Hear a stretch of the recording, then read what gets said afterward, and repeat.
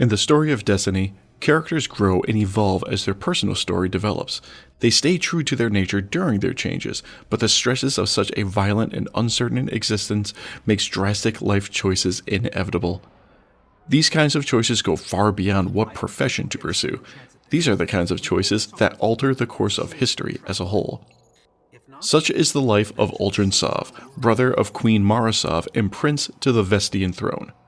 The book, The Forsaken Prince, tells the story of Uldren in the events that lead up to just before the opening of the game's third expansion, Forsaken.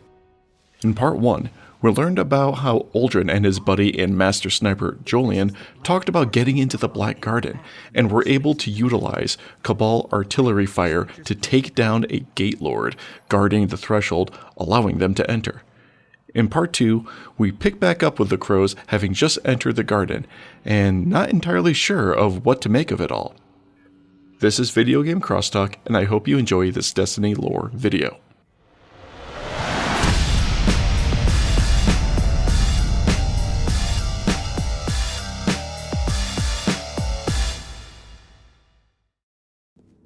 Having found themselves now within the Black Garden, there is a definite undertone of disbelief in the entry, "in the garden."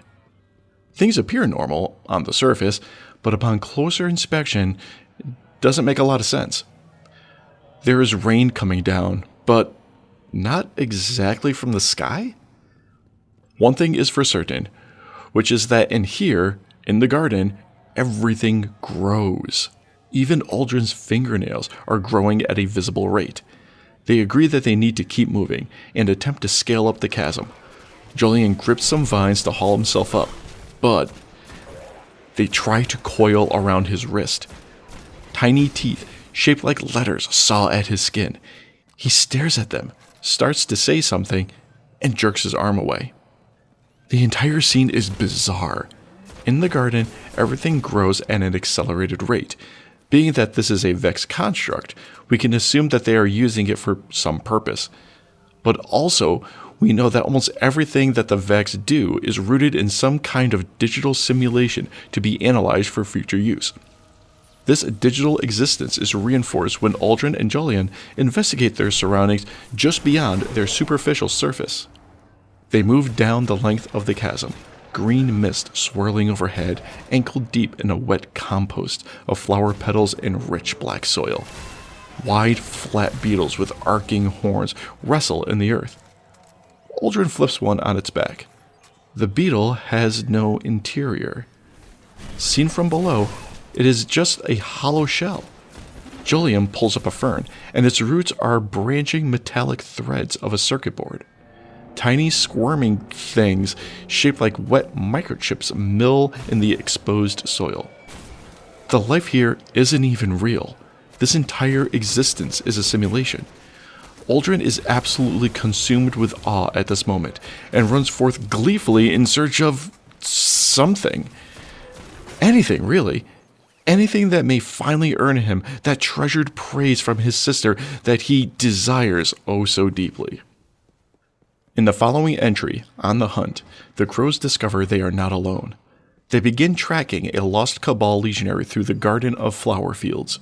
The fact that a Cabal is even in here enrages Uldren. How dare they bring their petty war to this sacred ground?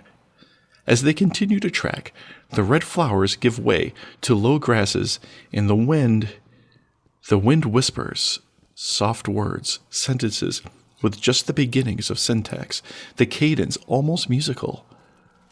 Brain stain, Jolyon whispers, fearing infection by a contagious idea. We should... But his voice trails off as Uldren pushes ahead. Down in the low vale, slipping easily through tangled undergrowth. Vex. This should not come to a surprise in the least that Vex would be here, but what is surprising is their current state. There are Vex here, dozens of goblins and minotaurs, still as statues and covered in moss, in a ring like some robotic henge. They are singing in faint, wraith-like notes of inhuman clarity. Uldren knows what this place must be. At this point, the crows have caught up with the Cabal legionary and have a brief exchange. As it turns out, the unnamed Cabal was actually captured by the Vex and brought to this place against his will. All the while, Uldren notices subtle differences in the wind's whispers. They are now trying to simulate the Cabal's language and grammar, trying to see which language is optimal for communication. When Uldren asks the Cabal what the Vex are doing here, he informs Uldren that they are praying. How does he know this? "Oh, from the seeds, sir," the legionary says. "Do you see them?" And without hesitation or second thought, he punches the emergency medic release on his helmet. The pressure seal breaks and a ring of black gel sprays out, hissing. Beneath the layer of gel, the whole surface of his skull has the pitted texture of a strawberry. Thousands of tiny seeds glisten in the Cabal's flesh. Uldren brushes the skin in fascination. Clearly, this place has secrets. Lots of them.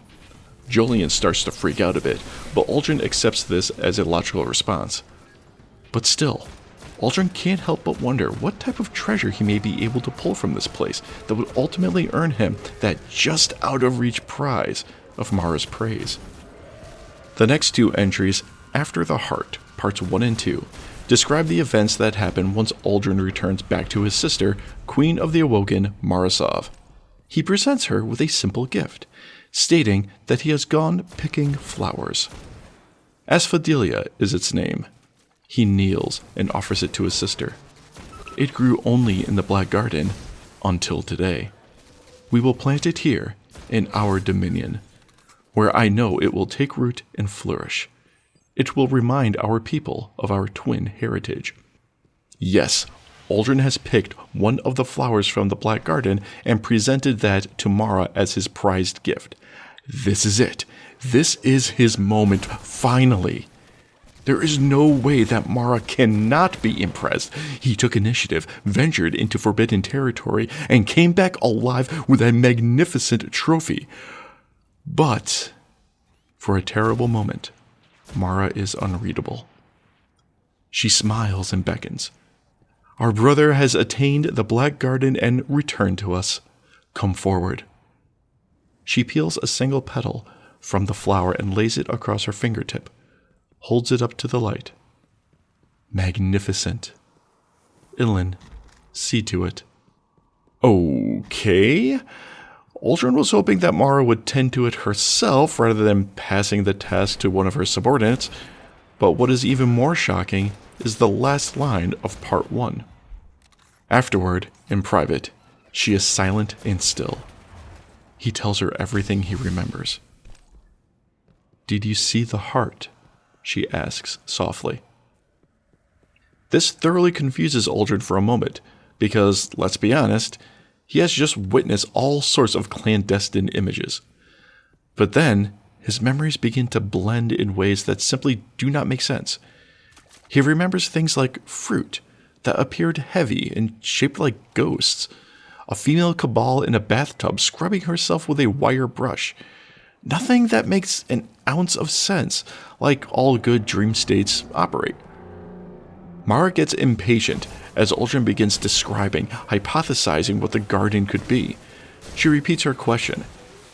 His reply continues to be conjecture. Whatever the heart of that place is, he says, pacing. It's a seed, I think.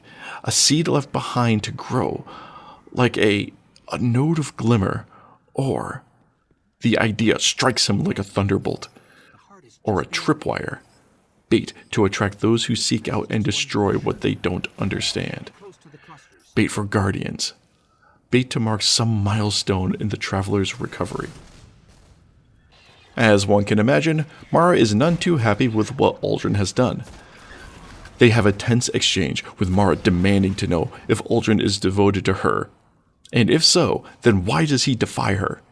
This is the part that Uldren doesn't fully understand, because in his mind, how could you possibly love something that never surprises you?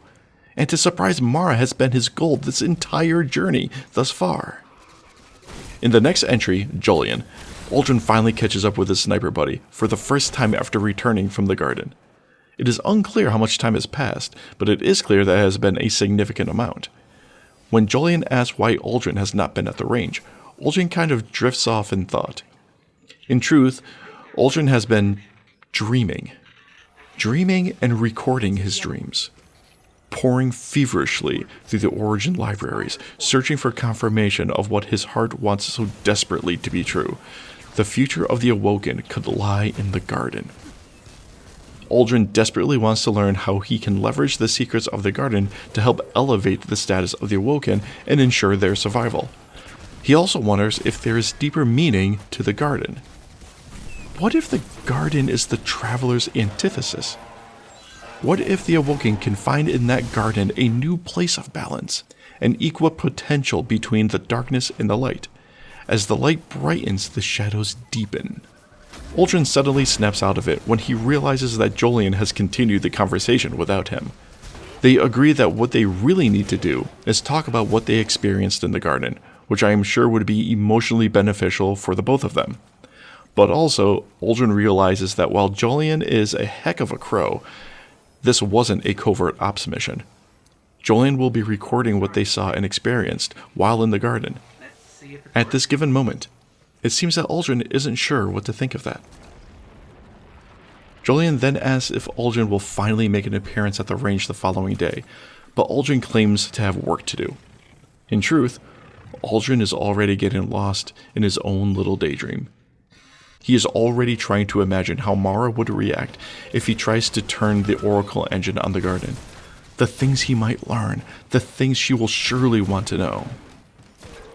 And that concludes the video. If you enjoyed this video, please let me know and drop a like. If you would like to support the channel but can't think of anything to leave as a comment, write the word devotion, since this is what Uldren is trying to prove to his sister, despite how utterly backwards he is going about it. Be sure to hit that subscribe button if you want to hear more lore explained in this fashion and to keep up to date with my regular podcast, Video Game Crosstalk, the monthly podcast of gamers talking tech, science, and whatever else comes to mind. Until then, I'll see you in the tower.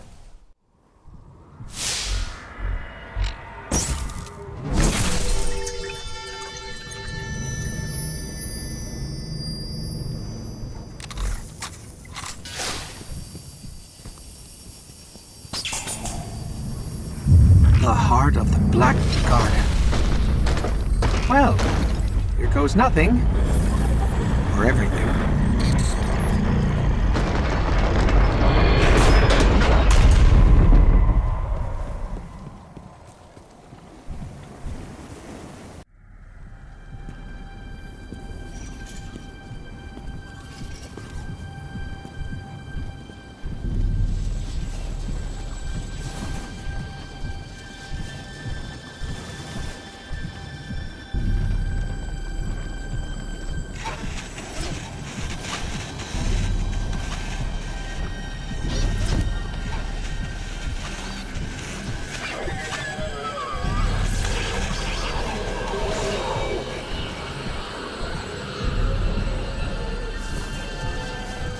So, think you can kill a god? Don't think I have a choice.